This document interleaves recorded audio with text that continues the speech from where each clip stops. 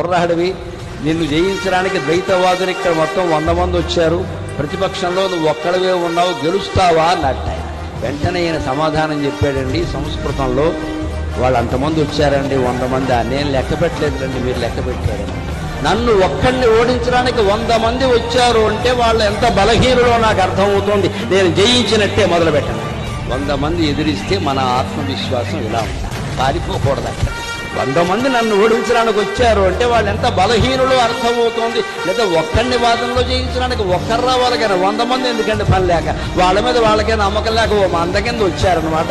నేను ఏకయోగిని, వాళ్ళు అనేక యోగులు, అనేక వాదులు, కానివ్వండి ద్వైతవాదులు, ఏం పర్వాలి, అందరినీ నేను ఒక్కడినే ఎదిరించాల్సిన పరిస్థితి వచ్చింది అంటే అమ్మవారు నాకు అవకాశం ఇచ్చిందండి, అనుమానం ఏం లేదు. అందుకే ఇది చాలండి, అతో చేశామి సర్వాన్ని, అందరినీ నేను జయించి తీరుతాను, నాకు ఆ నమ్మకం ఉంది, ఆరభేచ చింతాం వాదం మొదలు పెట్టండి అన్నాడు. అది శంకరాచార్య.